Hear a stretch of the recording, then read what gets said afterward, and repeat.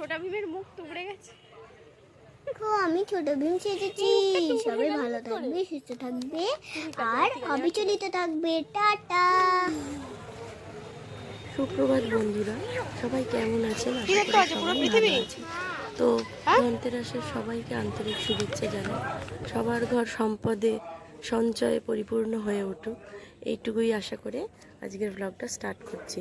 তো আজকে একটা ভালো দিন, আর এই দিনটাকেই আমরা বেছে নিয়েছি আমাদের আর কি জলের সমস্যা মেটানোর জন্য অ্যাকোয়াগার্ড অর্থাৎ ওই নেটিভের নিয়েছি, সেটা ইনস্টলেশন।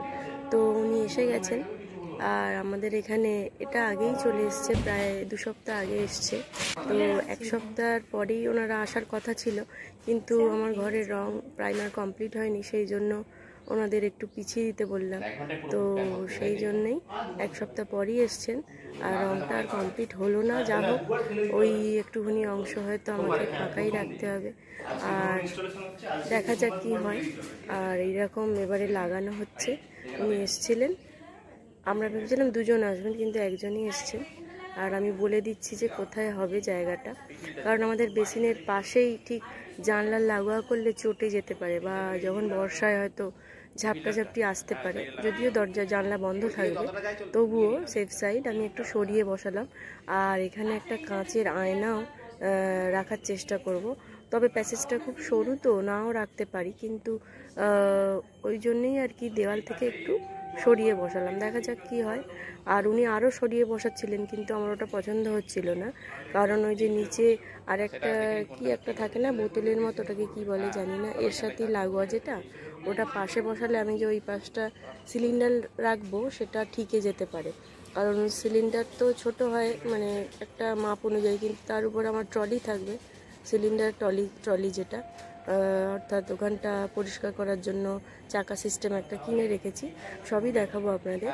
আর সেই জন্য আমি একটা মার্ক করে দিচ্ছি যে ওখানে না। আর আমাদের সিঙ্কের যেই কলটাও আছে, সেইটা সিঙ্কে ইউজ হবে, প্লাস আমি ঘুরিয়ে নিয়ে ওই মেঝেতে কোনো টাবে মাছ টাছ ধোয়ার ক্ষেত্রে হয়তো টাবে কিছু রেখে দিলাম বা জল নিলাম, সেই ক্ষেত্রে একটা কাজ করবে। সবসময় মানে সবসময় আর কি সব জিনিস মানে সিঙ্কটা ব্যবহার করবো না, তো সেই জন্যই একটু স্পেস রাখতে বললাম। আর এইদিকে জগৎপুরের কাজ আমার কাছে আছে। মেশিনের 12টা হয়ে গেল নাকি? না না, টাইম 12টা হয়ে গেল। মেশিনের 12টা হয়ে গেল, টাইম 12টা। আমার বাড়ি কাছে তো, মানে আপনার সার্কেল কতটা? এইদিকে কোনখান থেকে? মানে এদিকে যাওয়া আপনি করেন? হ্যাঁ, এইদিকে কম আছে, মানে হাওড়া নীলবাড়ি সব। না না, হাওড়া নীলবাড়ি না, হাওড়ার কিছুটা, হাওড়ার পুরোটাও নয়, মানে কিছুটা। যেমন হচ্ছে আপনার মানে অ্যাপসে সব পাওয়া যাবে না। হ্যাঁ, এসি সার্ভিস দেয়। তা ওখানে কেউ যদি যোগাযোগ করতে চায়, তার নাম্বারটা দিলে আমি তাকে অ্যাপ থেকে শেয়ার করে দেবো। কোম্পানি সে শুধু তার নাম আর এটা সাবমিট করবে, কোম্পানি তাকে ফোন করবে আপনি মানে কি করতে, মানে কোন কাজটা করতে চান। মানে আপনি কিছু ট্রেনিং নিয়েছেন, যদি আরও এইদিকে ট্রেনিং থাকে, মানে আমাদের আরও আমরা ডাইরেক্ট কোম্পানির সাথে যোগাযোগ করিনি। আমাদের যে অ্যাকোয়াগার্ডের অলরেডি দোকান ছিল, তারপর এলআইসি অফিসের কাছে আমাদের জাস্ট ডায়ালে অ্যাড ফ্যাড দেওয়া ছিল, ওখান থেকে কোম্পানি দেখে আমাদেরকে ফোন করেছে। হয়তো ইলেকট্রিকের ভালো কাজ জানে সেরকম।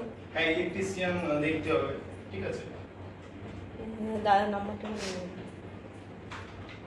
কারোর প্রয়োজনে লাগতে পারে। ওই দাদাভাইটা বলছিলেন আমাদের তো নেটিভের অ্যাকোয়াগার্ড লাগানো হচ্ছে, মানে নেটিভের যেটা, তো ওটা আরবান কোম্পানি। তো ওখানে কোম্পানি থেকেই অনেকে কাজের জন্য যোগাযোগ করতে পারেন, অর্থাৎ হয়তো কেউ হয়তো ভালো রান্না জানেন, কেউ ইলেকট্রিকের কাজ জানেন, তো নানা রকম কাজের ওখানে বিভাগ করা আছে। ওনারা ওখান থেকে অ্যাপসের মাধ্যমে আপনার সকল বায়োডাটা সংগ্রহ করবেন এবং কাজের নলেজ জানবেন, এবং ওখান থেকেই ওনারা রেফার করবেন কোনখানে কাজটা আপনি পাবেন। ওয়েস্ট বেঙ্গলেও হতে পারে, এবং ভালো কাজ জানলে দুবাই, আরব এইসব দেশে ওনারা এখান থেকে পাঠানোর ব্যবস্থা করেন। তো বলে রাখলাম আর কি, কারো যদি প্রয়োজন হয়, দাদাভাইয়ের নাম্বার নিয়ে রেখেছি, তো অবশ্যই যোগাযোগ করতে পারেন। আর এক্ষুনি তো ছিঁড়ে ফেললি বল। এই যে এখানে ঘুমাবি, খাবি, আর যে জিনিসটা এখানে করতে পারবে না ওটাও এখানেই করবে। কি হয় খাওয়ার পরে কি পায়? এই বাবা, পটিকাট দিয়ে দিতে হবে। এতে শুতে পারবি কি করে তুই? এরকম করে শোয় মানুষ? পাগল। কে এটা? আমি মিঠাই।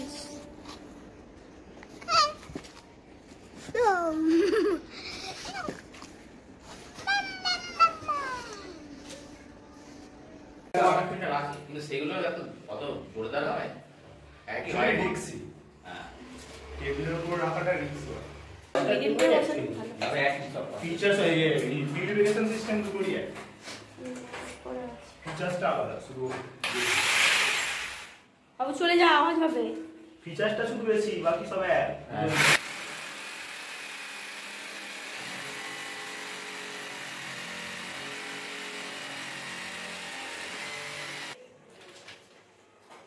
এখন তো জল খেতাম না, আমরা কিনে খেতাম। না ওই দাদা তো বারণ করবে, ও শুনে সাথে করে। ও হ্যাঁ, ওই তো রঙের ব্যাপারটার জন্য তাই তো করা হলো না। আমি বলি তোর আবার ডিলে করবে, ছেড়ে দাও, লাগিয়ে না, ওইটুকু অংশ নয় থাকবে, করবো না রঙ, কি করবো। ওই জন্য আর তো ওই জন্য দেরি করলাম, কিন্তু রঙটাই হলো না।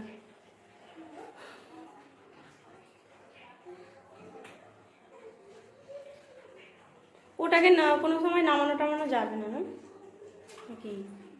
রং করার জন্য বলছি। মিস্ত্রিকে বলবেন এইভাবে এরকম রং মিস্ত্রি ও আনারি ওটা হবে না, আমাদেরই করতে হবে। আচ্ছা, আমরা নিজেরা ওই একটা এক্সপেরিমেন্ট, ছোট ঘর।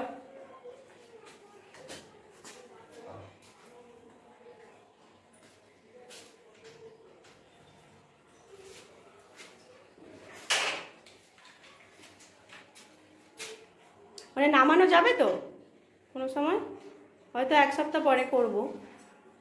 কাজ করবেন এই জায়গাটা রং করার জন্য, শুধু এটা দিয়ে বা ঢাকা দিয়ে দেবেন, ওপরটা রং করবে। হ্যাঁ না, ওই স্পেসটা তো ফাঁকা থেকে যাবে তাহলে, ওর পেছন পিছন দিকটা আর কি। হ্যাঁ হ্যাঁ, ওইটা করা যাবে না, ওই জন্য বলছি নামানো যায় না। হ্যাঁ একটা কাজ করবেন, ওই যে বলছি এরকম তুলে জলে হ্যাঙ্গার টাইপের তো। হ্যাঁ, তুলে ধরবেন, উপর দিকে তুলে এরকম টানবেন, বেরিয়ে যাবে। তবে তাহলে ঠিক আছে। বেরিয়ে যাবে, 2 মিনিট লাগবে, পেছনটা ব্রাশ করে দেবেন। হ্যাঁ হ্যাঁ হ্যাঁ, ওটাই ঠিক আছে। দিয়ে ঢাকা দিয়ে উপরগুলো করবেন। কি বাবা? হ্যাঁ প্রকৃতম খাচ্ছে। হ্যাঁ দেখে দিচ্ছি। ওই প্লাস্টিকটা মডেল একদিক দিয়ে ভালো। ভালো। হ্যাঁ আমার ভালোই লাগে, নোংরা টোংরা হবে না, রান্নাঘর তো সাদা হলে আমারই সমস্যা, পরিষ্কারটা আমাকে করতে হবে। আগে দিয়ে পড়া দাদা করবে বাবা।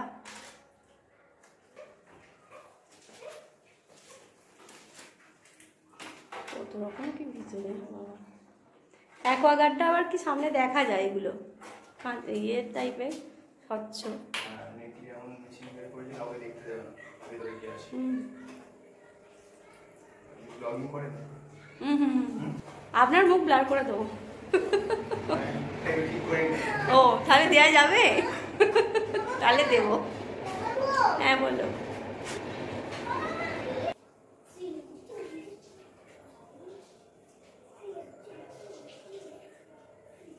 ইজারবারে জল ঢুকবে আর 10 মিনিট পরে। ফোর্স হচ্ছে ইজারবারে? শেষে 15 মিনিট তো ফোর্স থাকে। তো ইনস্টলেশন হয়ে গেল, জলটাও মোটামুটি স্বাদে ভালো, আর টিডিএসও চেক করে দিয়ে গেছে, ঠিকই আছে। বলেছি যে বাচ্চা বয়স্করা আছে সেই অনুপাতে আপনি করে দিন, তো সেরকমই করেছে। এবার ওনাদের উপর ডিপেন্ড কীরকম বিশেষ করে করলাম। তো এবারে আমি সন্ধ্যেবেলা বেরিয়েছিলাম একটু ঘুরু ঘুরু করতে, আর এই যে দেখুন কত মাছের দোকান, ওদিকে শুকনো মাছের দোকান আর এদিকে কাঁচা মাছের দোকান, তো একটু শেয়ার করে নিলাম। আর ভিড়ও ভালোই আছে, আজকে ধানতেরাসের দিন।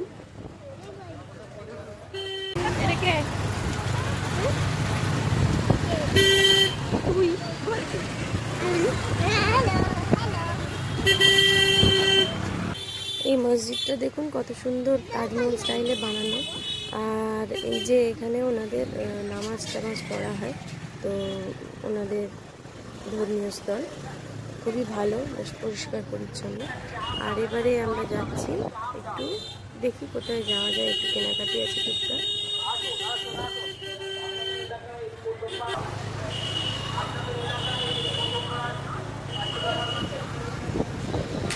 বাবা এই শোরুমগুলো খুলে গেছে, বাবা পুজোর আগেই খুললো না এই নতুনটা? ওটা সেই দিদা কনস্ট্রাকশনের নাকি? হ্যাঁ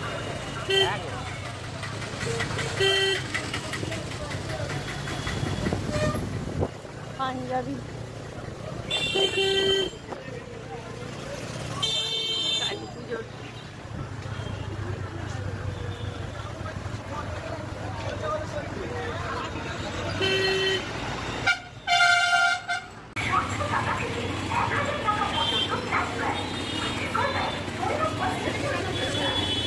ওই দেখ লেহেঙ্গা।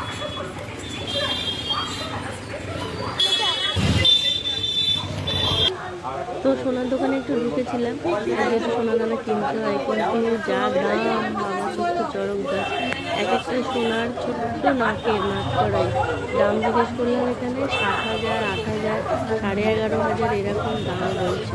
তো অবিশ্বাস্য দাম, হঠাৎ করে সোনার দাম এত বেড়ে যাওয়া সবাইরই একটু অসুবিধা হয়ে গেছে।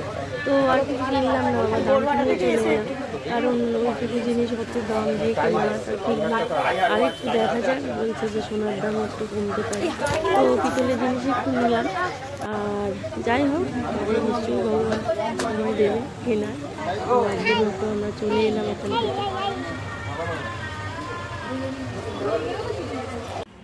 এখন আমরা মলে চলে এসেছি। তো আসার কারণটা হলো, আগের 2 দিন আগে একটা মানে বাজার করতে এসেছিলাম, টুকটাক কিনেছিলাম। তো সেই সুবাদে বাবু একটা মাজন নিয়েছিল। আমি বললাম ভালো, বেশ হাতিটাতির ছবি আঁকা আছে, কোলগেট। তো নিয়ে বাড়ি গিয়ে দেখলাম যে 2 থেকে 5 বছরের বাচ্চাদের জন্য ওটা আছে, দুধের দাঁতের জন্য ওই পেস্টটা। তো 120 টাকার মতো নিয়েছিল। তো সেই জন্য আমি বলি তার নিয়ে ফালতু ফেলে রাখে লাভ নেই। তো সেই জন্য আমরা ওটা চেঞ্জ করে একটা ওটস আর একটা সর্ষে সস নিলাম। তো সেই জন্যে এটা ফেরত দিতে গিয়েছিলাম। আর এই যে সামনে ওর একটু দুষ্টুমি। তো ব্লগটা যদি ভালো লাগে অবশ্যই লাইক করবেন, শেয়ার করবেন, আর একটা সাবস্ক্রাইব অবশ্যই করে দেবেন। আর টাটা, তাহলে আসি বলি। আর ধনতেরাসের আবার সবাইকে আন্তরিক শুভেচ্ছা, সুখে সমৃদ্ধে সম্পদে সবাই পরিপূর্ণ হচ্ছে। টাটা।